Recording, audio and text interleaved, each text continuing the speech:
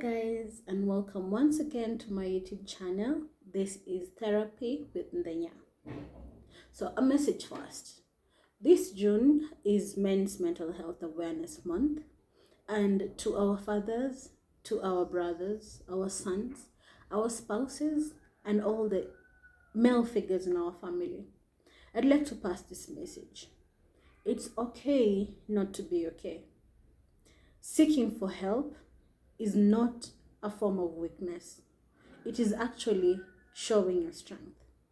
It takes a lot of strength, it takes a lot of willpower to actually ask for help, to actually come to the conclusion that there's actually something wrong, there's an issue you're suffering from, and you'd like to get a hold of it or get a solution for it.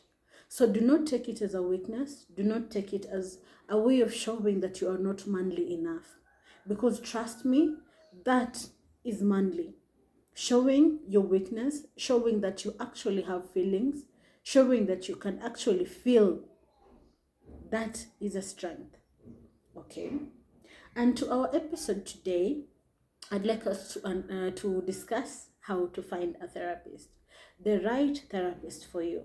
In our previous video, we got to understand what counseling is, what it is, its importance, and what it is not. Okay, so today in this segment, we'll be talking about ways in which you can identify the right therapist for you. Okay, so first and foremost, let's start with you clarifying your needs and goals. To find the right therapist for you, you need to know what exactly you're looking for. What exactly are the goals that you want to set, and what exactly are the needs or the problems, the issues that you'd like to discuss. And finding the right therapist who is going to take you through that journey is really important. Finding that particular person who will be able to understand where you're coming from, understand your needs in that particular issue, and understand how to solve it together with you. Okay. Number two, we get to understand the types of therapy. We have cognitive behavioral therapy, we have dialectical behavioral therapy, we have mindfulness-based therapy, psychoanalytic therapy. There's so many types of therapies. So look for the right fit for you. You need to understand, if you're looking for someone who's going to help you with your behavior, you look for the cognitive behavioral therapist. Number two is research types of therapy. We have different forms of therapies, we have different modalities of therapy. So you should look for the right fit for you. We have cognitive behavioral therapy, we have psychoanalytic therapy, we have mindfulness-based therapy, we have dialectical behavioral therapy. We have so many forms of therapies. So you should look for the right fit for you, the one that is actually going to tend to the issues that you actually have. Not going to a marriage counselor when you're actually trying to change your negative thought patterns. Not going to a child therapist when you're trying to change unconscious patterns. So look for the right fit for you, research about it so that you can be able to understand the right fit for you. Number three is get recommendations. Most of the clients that we get as therapists are usually referrals. Someone referred them, a family member, a friend, a colleague. So get to know exactly, maybe get recommended. Yes, that is what I wanted to say. Get recommended to the right therapist for you. Maybe you may have had an initial consultation with a therapist who will be able to understand that this particular specialization is not for me, but I actually do know someone who will be able to be the right fit for you. So look for any recommendations that you can get and go check it out. It could be the right path for you, it could be the right fit for you. Another one is check credentials and experiences. Experiences differ from different therapists. Okay, there's one who has a 30-year experience, there's the other one who has a 5-year experience, there's another one who has 10 years or even 1 year. Get to know the qualifications of this particular therapist, so that when you're going for the therapy, you do not feel like you are shortchanged. Okay, you do not feel like this is not the right fit for me, or maybe you're looking for someone who's actually done this for a particular period of time. So look for check out their experiences, check out their credentials, so that you can get the one that you're actually looking for. The other one is consider practicalities. Practicalities include the location of the therapy. Is this person available virtually or physically? We may sometimes want to go to virtual sessions, or sometimes we only want to have physical sessions. So look for the right fit for you, a counselor who will be able to either go both of them, or virtual and physical, whichever one you want. Okay, so be practical about it. Be practical about how you want to go ahead and use these sessions. Is it a long-term therapy, or it is a short-term therapy? Be practical about it. And the other one is initial consultation. Sometimes in the initial consultation, you'll be able to tell if this is the right counselor you're looking for, or it is not.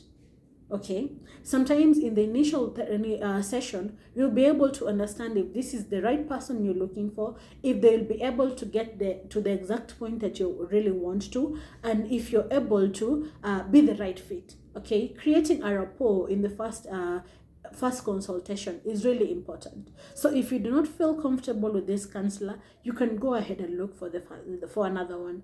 But in the initial consultation, you'll be able to ask the questions that you have, be able to clarify any doubts that you may have about this, and vice versa. The counselor will be able to do that too. Another one is assess the fit and comfort. Are you comfortable with this therapist? Are you comfortable with their location, their office? Are you comfortable with the sessions that they're offering you, or the hours they're offering you? It should be to your comfort. Okay, it should be your fit, the right fit for you. So if maybe a counselor is offering evening sessions and you're not okay with it, that won't be the right fit for you. Or maybe another one is offering physical sessions when you actually opt for the virtual sessions. That will not be comfortable for you. So look for the right fit and the right comfort for you, because you're the one in need here. You're the one who's actually looking for the help that you need. Another one is understanding different therapies. Like I said, we have different types of therapies. We have different forms of therapies. We have cognitive behavioral therapy, dialectical behavioral therapy, psychoanalytic therapy. We have mindfulness-based therapy.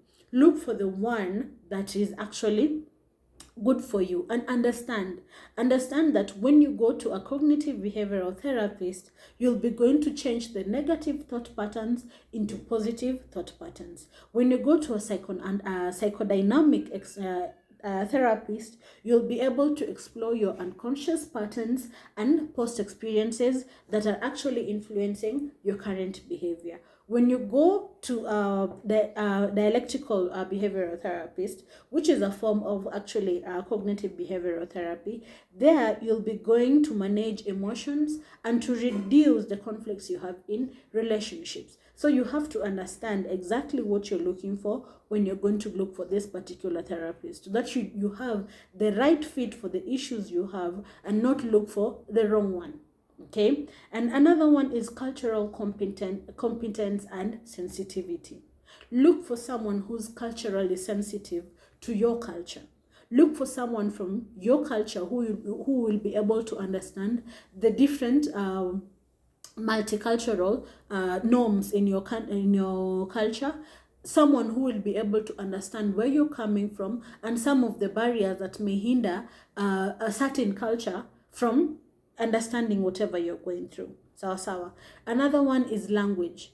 When you're looking for a culturally competent and sensitive therapist, you'll also be looking at the language. We may not be comfortable talking in English all the time or talking in Kiswahili. So look for that person who you'll be able to open up to comfortably. Kama unataka kuongea Kimasai, go ahead and do it in Masai. Kama unataka kuongea Kikuyu, go ahead and do it in Kikuyu. But don't look for a Masai when you actually want to talk in Kikuyu. Look for someone who can be able to understand your language and even your cultural norms. Another one is LGBTQ.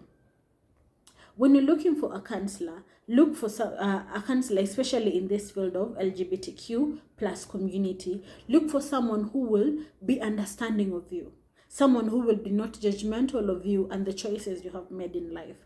Look for someone who will be comfortable with sharing your experiences and your feelings about a particular thing. Sometimes it can also become a barrier when we have these